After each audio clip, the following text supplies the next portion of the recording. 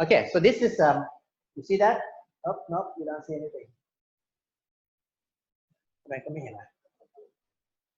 Oh, they're changing the thingy.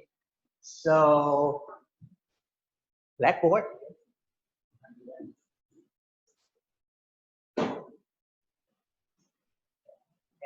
No, you can't use pen either. Okay, I'm just going to use my hand then. Okay, so we got this analysis, right? We got this statistical world, machine learning, and within machine learning, you have sort of like neural and non-neural. Let's put it that way. Okay. Now, one of the most critical and the simplest thing to get wrong is the scale of the number. Okay, you know what the scale of number is, right? Nominal. Yeah. Before you get to ratio, one at a time. Nominal. Next. Ordinal. Next. Interval. Ratio. Come on. Am I on this? Okay. Let's do this. Let's share this one.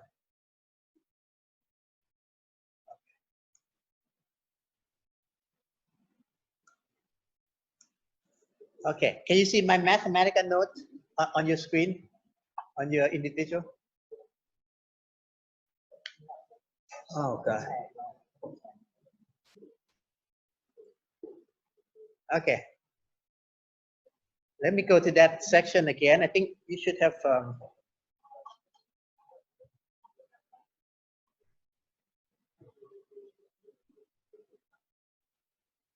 Okay, you guys remember this? All right. So, maybe I expanded the note a little bit. So nominal scale is when 1 is different from 2. The only thing you can do is say 1 is not equal to 2. 1 is not better than 2, right? Ordinal scale, you can say that 2 is better than 1, 3 is better than 2, but you can't say how much. Like a beauty pageant, you have a winner, and you have a runner-up, and you have the rest. You can say the first one is more beautiful than the second one is more beautiful than the third. But you can't measure the distance. You can't measure, there's no metric, there's no distance between how much more beautiful the first one is to the second one and so forth, right? But certainly you can do certain more operation. If it's nominal scale, you can say equal, not equal. That's an operation. If it's ordinal, you can say greater than, less than, greater than or equal, less than or equal. But you can't measure the distance, so you can't subtract. The third one is when you have numerical scale, literally, on a ruler or something, right? So you can do subtraction. You can do addition, right? But you can't really do Hotter ratio. Well, you can, but it doesn't make any sense because how much hotter is it in between 33 Fahrenheit and 60 degrees Fahrenheit? You divide that, you get 2, right? But if you map it to centigrade, you get totally different answer. So the ratio is not stable. It's not invariant to the numerical scale. Why is that? Because there's no absolute zero, right? If there's an absolute zero, you can say this thing is twice as tall as that. Yeah? Regardless, like a measurement of height. Doesn't matter if you do it in inches or meters or kilometers or you know, whatever scale. If something is twice as tall as the other, no matter the scale, it's going to be the same because you have absolute zero. So with zero, what additional operation can you do? Division. You do division. Okay? You can do division. So that's that. Now, keep this in mind. 1, 2, 3, 4. Right? I'm gonna ask you something about it later, but not right now. So let's go back to this. Let's go back to machine learning. Okay. We are going to get to the technical details of how the machine learning models are built up. Neural network, the decision tree, all sort of things that you're interested in. In fact, I'll just cover the basics, and if you come up with something that you're more interested in, then we can go over special technique. But first, we need to understand what's called machine learning paradigm. Okay? A paradigm is like a fundamental pattern, fundamental preset of how things work. So how does machine learning work? Now, even though I told you that eventually we'll have both neural computing-based machine learning and other heuristic-based machine learning, it's good just to focus on the neural side first, because that's inspired by the human process of learning. Okay? This is inspired by human process of learning. And in fact, that's why you call it machine learning, because learning is a very human behavior, human activity. Okay, so how does a child learn? How do you guys learn? Well, let's step back a little bit. When you came out of your mom, okay, you didn't understand quite yet the language, so I can't really tell you what's what. Okay, but you started learning right away. The minute you start to look at things, right? The minute you start to look at things. Okay? If you think about it, what does a baby do when it's scanning the environment around? Yeah? No, it doesn't get to ask yet, I don't think. Could be. So what's the first thing that the baby really notice? Well, I'll give you the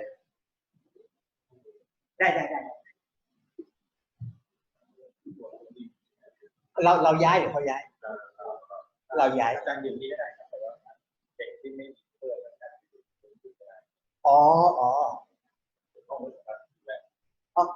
ห้องนู้นดูจอได้แต่จอนี้เจ๊งอ๋อโอเค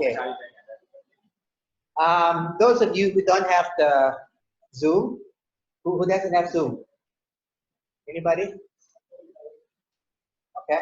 If you don't have Zoom, I suggest you go next door, because this thing is not going to work. Yeah? Okay. So that's good. Actually, we should do that because they should have the screen. Okay, tap.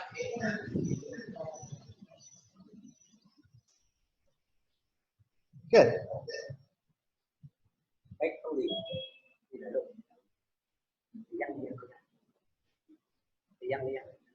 Okay.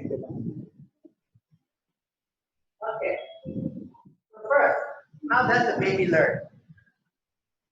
Well, in neural computation speed, I think you can surmise that the first thing the baby does learn is speech recognition. Okay? But we'll come back to that. We'll come back to that. Baby is not really supervised in the sense that it can look around. Yeah? Look around. It's looking around. So it's sort of like look around and say, okay, this is, it doesn't have a concept of mommy or daddy or anything, right? But it's learning some kind of primitive association, like mommy's face and smell would be fed. Okay? Okay, that's fine. That's like an input-output. But I'm talking about learning the environment. Like once it's filled, it looks around the room, right? And it kind of like, in a way, try to figure out the grouping. Okay? Like this goes with that, this goes with that. And we will make some kind of association. Like if you have cousins that visit, but the two of them always come together. Right? You two always come to visit the baby. You two always come to visit the baby, but never visit that. Right? Or in this environment, in this hospital room, as doctors and nurses, so kind of group things together. This is what we call unsupervised learning. Okay? It's not being told what's right, what's wrong. Yeah? We'll try to do that when you look at something, okay, this is your aunt, blah, blah, blah. But most of the time, the baby is just looking around. It's not being supervised. Okay? It's just trying to make sense of the natural world by grouping things together, perhaps by sort of like perceiving some kind of relationship on its own. So there is no quote unquote objective. There's no ultimate ground truth because the baby can learn anything. Yeah, so that's called supervised learning. Unsupervised learning. Now, at some point, you know, well, we'll skip forward a few months when we start to have the mechanism of feedback language. We start to learn about what's right and wrong. And what's right and wrong. That's fundamentally very important. Okay. By the way, animals, the more primitive you are, the less you have to learn about what's right and wrong, because you just do it. If it's wrong, it gets you killed. If it's right, you survive. Simple as that. There's no tuning after the before. But most of the time, if you're instinctive, you are doing everything right from day one. Ants does everything perfectly from day one. There's no learning. There's no wrong. Human beings, on the other hand, yeah. You've heard of the term arrested development. Have you heard of that? The reason you are smarter than anything, including squid, is because you are able to learn from somebody else, like from me, from your parents, and so forth. Okay? And not only can you learn from me, from your parents, you are biologically slowed down from the first month of your life till you're about 20. Okay? In other words, you and baby chimpanzee grow maybe at the same rate after you're born, right? But after a while, the baby chimpanzee just keeps growing. You were stopped, it's arrested. Arrested doesn't mean by police. Police arrest you, stop you from running away. So arrest means keeps you from growing.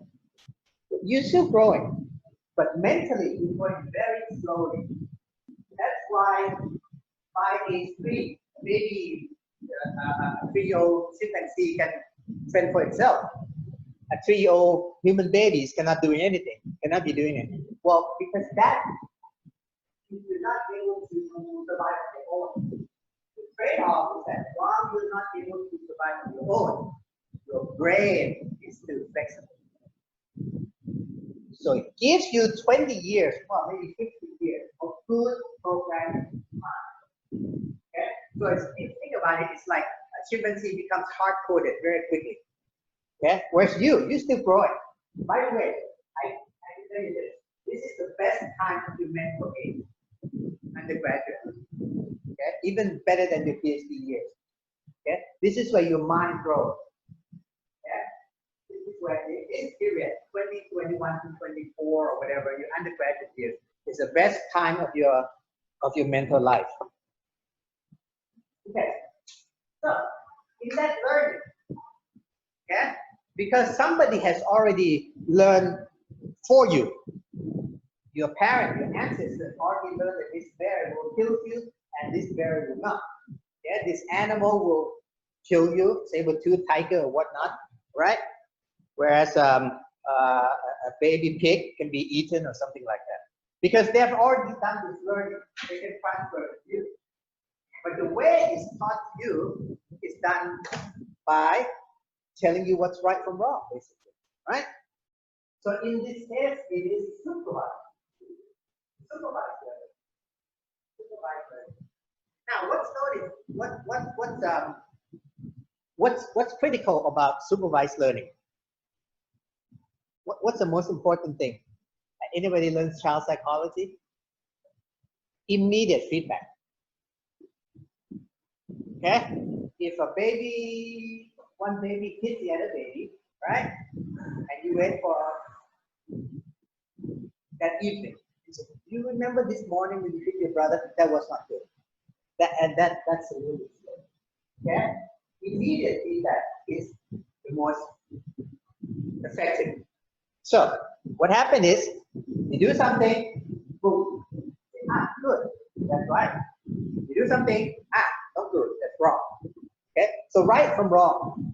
Now, don't get philosophical about ultimately what's the right, you know, who gets to say what's right or wrong. No, the point is that through this gradual process, yeah, your parents may not give you the right answer most of the time, well, sometimes, right? But overall, let's say your parents taught you 90% right. That gets you going. That gets you going, right? When you become adult, maybe you can learn the other 10% on your own. Yeah, but the point is, you will learn by series of correctives. Yeah, series of correctives. Now, don't get the negative connotation that it's like being spanked or something like that. It doesn't have to. It's just a feedback, but it's immediate. It's direct. It is linked to the feedback. I'm so happy, right? When the baby say, "This is an apple," you say, "No, it's not an apple, right? This is a flask." Okay, that sort of thing. So this is supervised learning. Your parent has to spend time with you to say, this is wrong, right, wrong, right. Now, for a child that has its own initiative, sticking your finger in the socket is an action, right? Wants to do, so you say wrong, right, whatever. But from machine learning perspective, not robotics. Yeah, for robotics, you let the robot explore. And if it does something right, you say yes. If it does something wrong, you say no, or something like that. But with machine learning, it's not exploring anything. So what you have to do is you have to show it what's the right and wrong. And in this case, the right and wrong is not arbitrary. It's not apple is right and orange is wrong. It's the identification of this is an apple. Identification that this is an orange. That can be right or wrong. Right?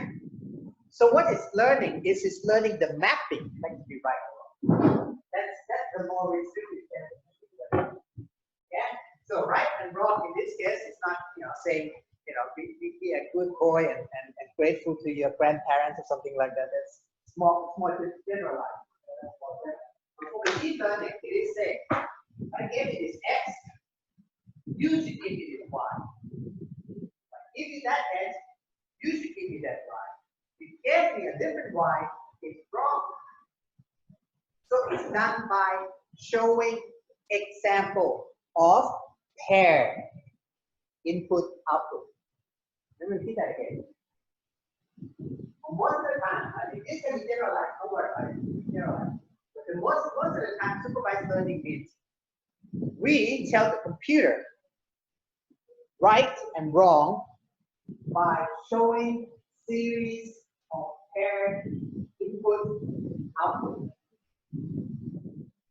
Yeah? And the computer's task is to map from input to output. The learning task is to learn how to do it right. The job task, once you're done, is basically to map from X to Y. Simple as that. So, oops. อันนี้ไปที่ควิดไม่ได้แต่ว่ามันควิดตรงนี้นะก็ไม่เปิดมันไม่อยากให้ตั้งเข้าไป right so that's that what's the third way of a child learn what's the third way of a child learn a baby brother bullies younger sister right now it immediately does it you get punished, right? That's supervised learning. But if he doesn't do it right away, it's sort of like he doesn't hit his sister, but he does something not so nice, and so over time, it's not like somebody who's not nice to a friend. Okay, over time that would be a feedback, but it's a long term. It's a long term, right? It's a behavioral. It's if then. Yeah. If I have candies, that's my internal state. My internal state is I have candies. External state is my friend doesn't have candies. Yeah. Internal state, I have lots of candies. External state, none of my friends have candies. My action is to say, okay, let's share some. Okay? Share some. There's no parent to tell that child is right or wrong. Okay? But over time, if he's generous, he's kind, over time he will be well liked, right? But with the internal stages, I have lots of candy. You have some external stages. You have some candy. My action is to take more because I want to eat more, and I'm bigger. Okay? This kid's gonna grow up a bully. Nobody's gonna like it. Now, the feedback doesn't come immediately, right? It's an overall loop. It's like a horizon thing. It's over time. Okay? Now, if for this kind of thing, if you want to teach him to be good, it's not really a sort of like this is right, this is wrong, because sometimes it's not as clear as apple versus orange, right? If the child picks an apple and takes an orange, it tastes wrong. But if say you don't share, maybe you share one candy or two, or maybe you share one and not the other. So there's a whole complexity thing, right? So it's not like there's a perfect answer that you can compare to. But you can certainly say, in this general direction, it's good. Yeah? So what do? What does child psychology tell you? You reinforce, right? So you have positive reinforcement. Yeah? Now, you also have negative, but it's not called negative reinforcement. It's the reverse of that. If you say negative reinforcement, you reinforce the negative. Okay? It's like that. If it's positive, over time, gets you the reward. You know? At the end of the semester, you have more friends, and you can work in any group and so forth. Everybody is happy to have you in a group, something like that, right? So that's learning by reinforcing habits. Yeah, meaning the patterns of behavior gets reinforced one way or the other. Okay, and so by the time you get to evaluate, it's like a longer loop. It's a longer loop.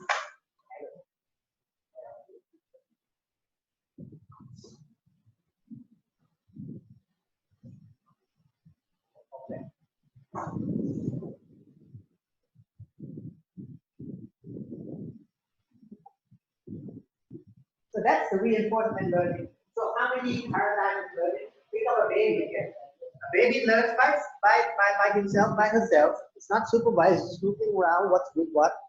Okay? That's unsupervised learning. Babies being told, this corresponds to the word orange. So this is the X. Y is the word orange. Right? So this is an X. Y is the word forward. Alright? Or color is the word X. Color this is the word X. Y is the word black. So immediately the child, so that's why we learn by picture book, right? What's a picture book, by the way? You know what a picture book is? It's a bunch of X. Right? It doesn't have Y because the parent that reads along knows what the Y is. Yeah, so there's a picture of an orange. Yeah, and the parents say, okay, that's supposed to be an orange. So that's the Y. The parents knows the Y. Yeah, so except some picture book would have the word orange underneath. Okay, that's X and Y.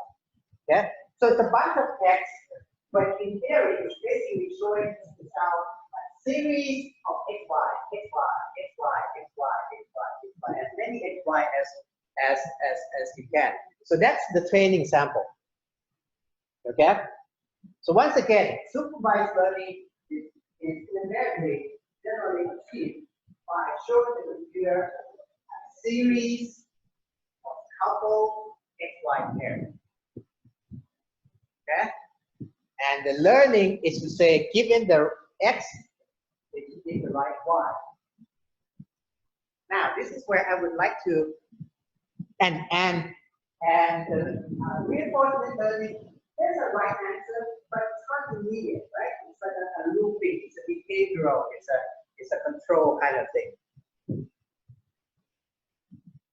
So if I were to show you as a picture, I have to go to a different screen, right? No.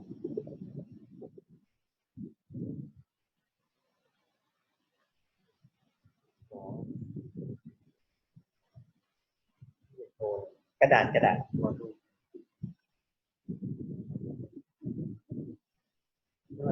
อันนี้ไม่ได้จ้ะอันนี้ okay right so if I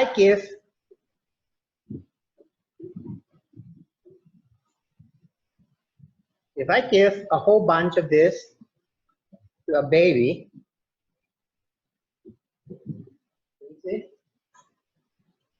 okay, you can see it on this, right? If I give a bunch of X to the baby, and the baby does a kind of grouping, like this group,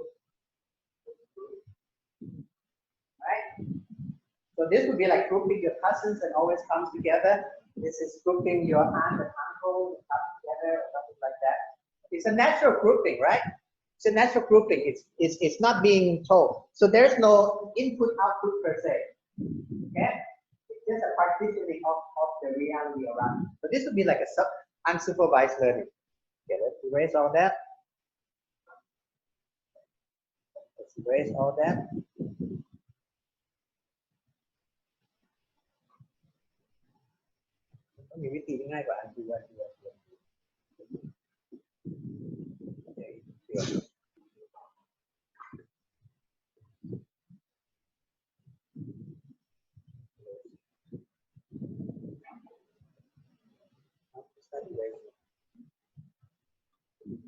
Okay. Okay. Oh, kind of over there. Now, if I were to do supervised learning, what would the schematic look like? I would give a whole bunch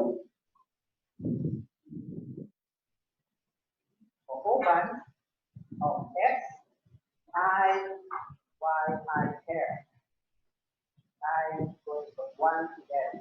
So that's my sample size, right? Let's say I show N pairs of X and Y. Okay? Now, for each of them, Xi equals to a baby, right? A baby does what? Baby generates Yi estimate. This is a hat. We call it, in mathematics, we call it Chinese hat, but I think it's Vietnamese. Okay, it's that hat. Right? How does a child learn? Remember, the child is being told immediately right from wrong. Immediately, that's a key word, immediately. So, how does the immediate feedback come from? It comes from comparing this versus this. Right? So yi versus yi hat. Okay? That becomes some kind of error I. Okay? Becomes an error I. Right? Now the evaluation is immediate. Okay? But the feedback can be done in a batch. In other words, you don't have to give all the EI individual one at a time. You can give a whole bunch. So this becomes a whole process thing. Okay? So in other words, I can give all at once all the errors, but the feedback, the immediate correction is right away, right? So I give that to the baby, right? Now naturally, for babies, it's better to do one at a time. Like this is not an apple, yeah, do another one. But in computer, imagine you have 1,000, right? 1,000. Sometimes you actually have all the time 1,000 examples, and you calculate the error 1,000 points, and then tell the computer. Okay, so it becomes here. It becomes some, okay, of error. Now, what's the most common error measure that we learned in statistics last week?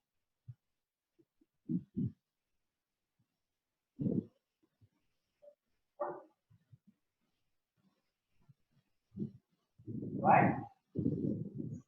So this is the sum square error. Right? Divided by n, then it becomes d squared.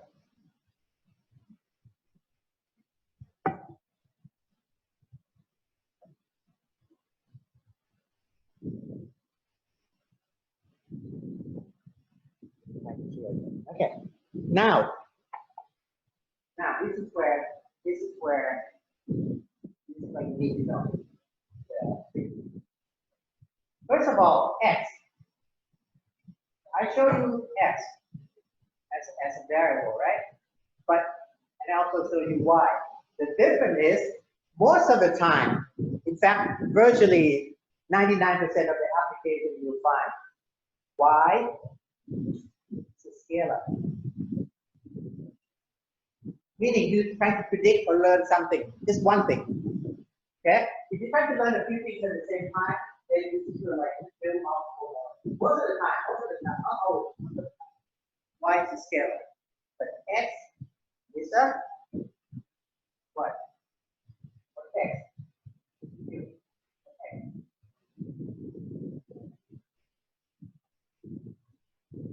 Vector. Okay, x is a vector. Right? X is a vector. By the way, how does the computer handle this? If you have a whole bunch of x, it's a table. Right? Which means it's actually, in a way, it's a matrix. So if you have n sample and you have, say, k dimension, so x is vector of dimension k, and you have n of them, then this is what you look like, the data looks like. Right? You have n row and k column. That's the table of the data. So this is supervised learning. Now reinforcement learning, I'm coming back to it later. Supervised learning.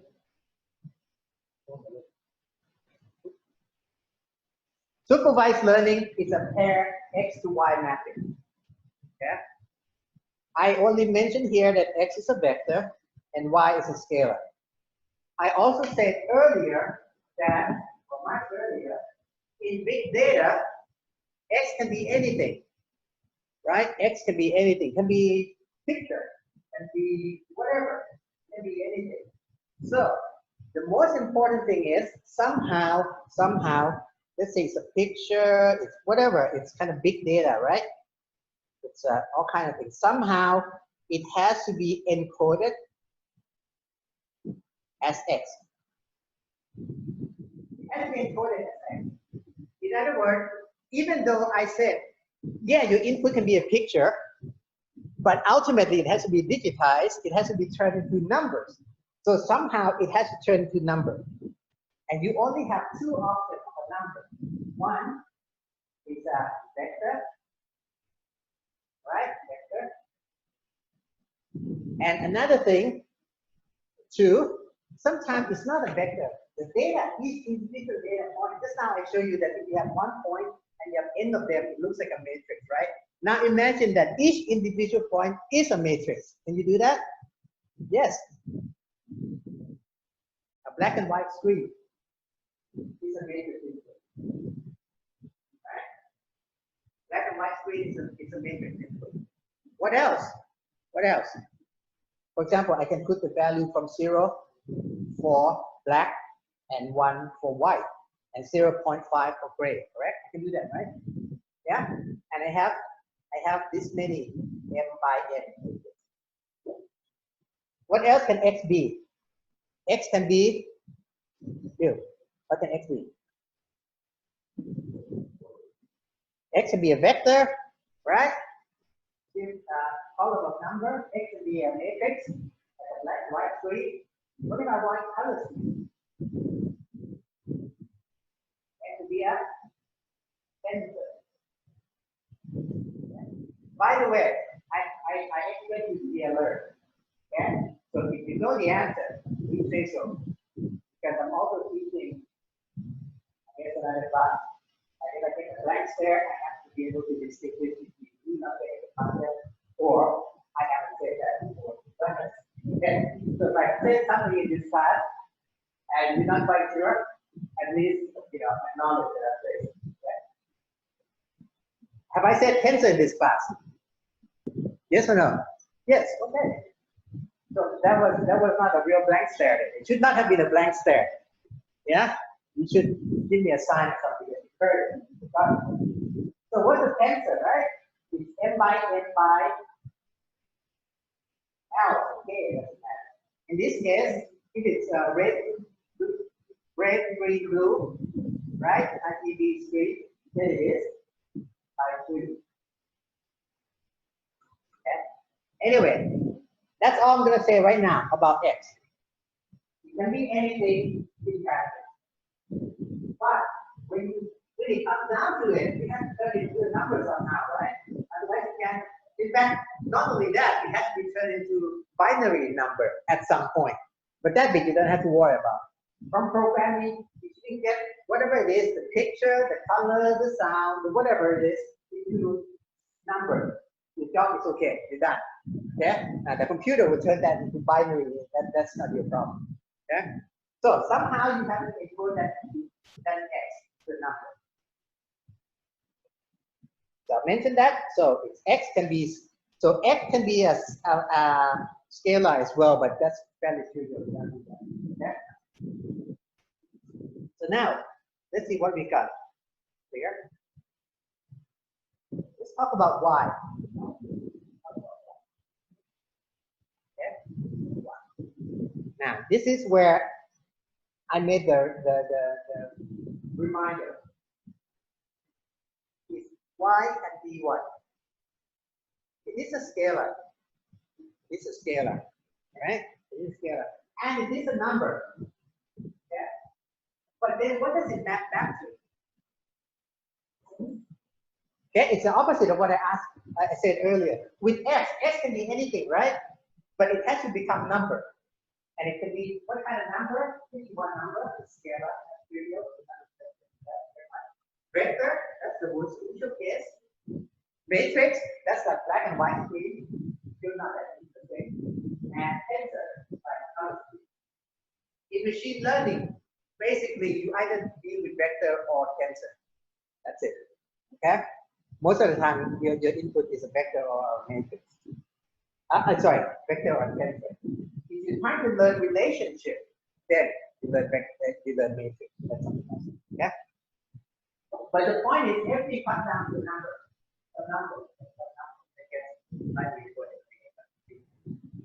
But why? This is also a number, right? What does it get back to? What can it become? Well, in this case, this is where I want to tell me that it can become 4 things. It can be a nominal variable. It can be ordinal. It can be reasonable variable, and scale. Right? That's all you can say, because you know that's it. You only get one thing. Remember, it's a scalar. It's only one number, right? So that number belongs to some scale. So this x to y is supervised learning. Once it has learned, what is its job? Remember, the machine has 2 tasks, right? It's done the learning task. Now it has to earn a living. So x comes to a learn machine, and it gives you a y estimate. Now, in a learning loop, this thing has to be corrected, right? But in the usage loop, it's supposed to be good now, as good as it gets. Yeah, so you're going to use this. What is his job? What is his function? What is his call? When you are asked to give a y, give an x. But you can say it's a prediction. Yeah, in general. For forecast, or estimate, depends on context, right? Think back to this thing. If x is weight and y is height, then it's like an estimate or a regression. Yeah. But if it's x is the price yesterday and y is the price today, then you say it's forecast or prediction. Okay. So it's very generic. Very generic. You can use any word. But we are going to use 2 words. We're going to use 2 words. One is called classification. One is called regression.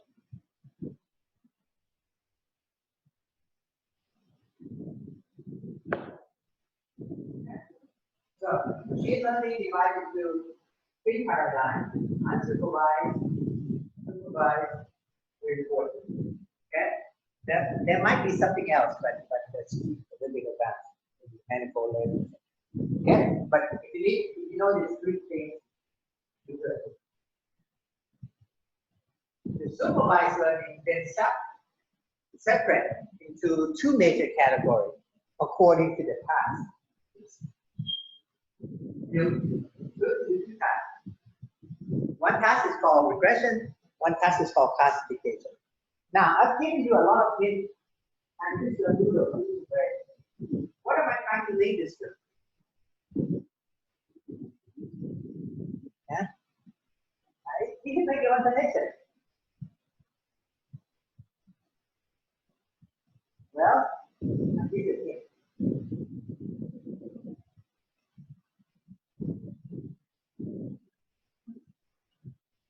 Right? You saw that, right? Y has four kind of things. My question is, who goes where? Nominal and ordinal prediction, I would call classification. Okay? Actually, ordinal is a little bit, sometimes it's here. So I kind of put a gray line there. If it's nominal, it's definitely classification. If it's ordinal, it's kind of like, sometimes you treat it as classification, sometimes you treat it as regression. But for our purpose, let's call it classification. Yeah? I classify you as a top student. I classify you as a second honor student, but there's no distance. If I have a real distance or interval variable, that prediction is called regression. And definitely it's a ratio number, so it's called regression. Okay.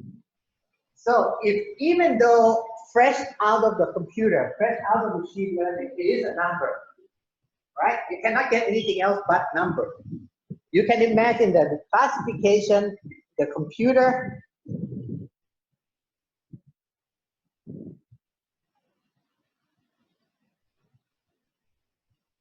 the learned machine, output, apple, banana, right? So that's what the computer output. It actually doesn't output that. It outputs 1 and 0 or category number, right? But that number gets translated to apple and orange. So this is what? This is a classification problem. Now let me put a little parenthesis. Any of you before you came here thought about maybe becoming a doctor or biology or something like that? No? You study biology, presumably in high school. Well, in biology, classification is about organizing the taxonomy into classes. Once it is classified, this is a vertebrate, this is, this phylum, kingdom, and God knows what, you get a new species, right? You get a new species, and then you say, oh, should belong to this branch of animal taxon. So this is called identification. Okay? So if you're a new species, I have to create a new classification. But if I recognize it's an old species, it is a platypus, right? It's an existing class. It's called identification.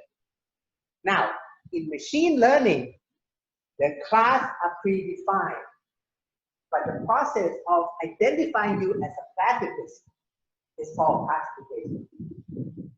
Yeah, it's unfortunate. You had to learn this from day one. I'm sorry. This is how you will be in conflict with biology for the rest of your life. Yeah?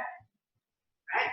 So biologists or scientific taxonomy, we have classification is to organize things into trees, into relationships, into family, and then you identify this guy as a meerkat or something like that. right? But in computer science, your picture, identifying your picture as a meerkat is a classification problem. Okay? Okay, remember that. So this is a classification problem. So it is quite clear that once you do the classification, you can't say that meerkat is better than a platypus, vice versa. Okay?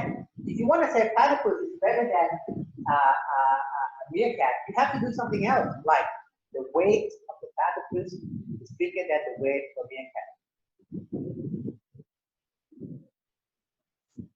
Okay, guys, I told you before, don't just walk in and out. This is not a coffee house, right? Yeah, I don't know where you guys came from high school, but I went to high school in the United States. We have better manners in the United States. That's not acceptable. Yeah, I went to high school there. I didn't go to high school here. I think I stayed for 5 years. A lot of good upbringing. But definitely in college, I don't just get up to eat. Right? And that's in America. Yeah, and they have the least manners of all countries. Yeah.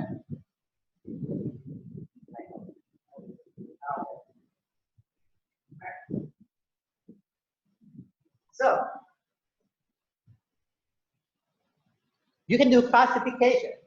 Classification tells you this or that. This or that. Right? But what if in the situation analysis of you discover a new class, something else that hasn't been classified? What's the computer supposed to do? Well, it's supposed to give you none of the above. Right? It's supposed to give you none of the above. And just like in the biologist class, when you discover a new species, you say, it's a new species. But if I were to call it something, I would call it a meerkat. Well, a machine learning would do that for us. It's saying, I don't know what this is, it's none of the above.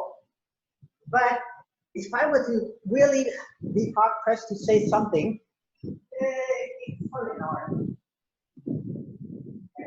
Actually, the computer is not having a tough time just giving you a number, but very low confidence. They say it's an orange with very low confidence. Yeah? Right? If I had to say one thing, it is an orange. If I would give it something else as a choice, maybe I choose that. That sort of thing. Yeah? So that's how machine does. So far we've been talking about what machine learning paradigm that mirrors the learning of we have 3 kinds of learning. Reinforcement learning, really, I would leave that almost entirely out of this class unless your project has to. Yeah? Reinforcement learning is very interesting. In fact, you can say that it's a lot closer to my Ph.D. than supervised and unsupervised learning. And reinforcement learning is the future. Yeah? So that's not with my class, right? There's a very future class with real machine learning. You should do that. Okay? And then you get to play with reinforcement learning. But for the purpose of data analytics, meaning this is the data, what insight can you draw from it? This is what this board is about. Most of the time, it will be served by unsupervised and supervised learning. So, for example, if you want to control robotics, yeah, definitely we need reinforcement learning. Okay? This is not a robotic class, this is a data analysis class, so I would limit the tool. Yeah, I'm not, it's not because I don't like reinforcement learning. That's very close to my heart, I guess. Right. So, what about regression? Well, regression is very nice because it corresponds to what you did before. Literally, when you get regression, it's give me a bunch of numbers, I'll give you some number. Right? Now, from now on, I'm not going to distinguish between ratio and interval scale because they work number on the real number line, right? So it's continuous and giving you any value, right? So it's giving you a number. So if I see something like this, x y, x is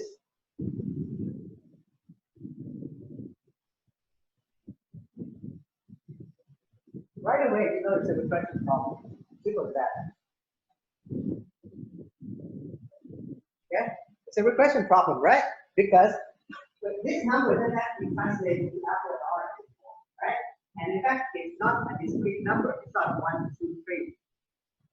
So another way of thinking about classification versus regression is whether or not y is discrete or continuous. Right? So if I ask you the different characterization of the problem itself, you can say that in one case y comes from ordinal, maybe nominal, sorry, nominal, possibly ordinal scale. The other one comes from default ratio. Or you can say that y is discrete. And the other case, y is continuous. Okay? The nice thing about discrete is because it's discrete, mathematically it's called countable, finite. In this case, you can map it to classifications. 1, the tiger, 2, the river, 3, elephant, 4, the fat, right? Something like that. So that's that. Classification and regression. So it should look something like this. Unsupervised, supervised, and reinforcement. This one we won't cover. This one we will cover. Yeah, and we'll do a few things. This one we'll cover. We separate into classification and regression, right? Problem. Yeah. Right? And both of these can either be neural or not. Neural means neural. So are you guys okay with the map? With the picture? Okay. So now I'm gonna go here first. Okay, I'm gonna go here first. And then I'll come here, then I'll come back. Okay?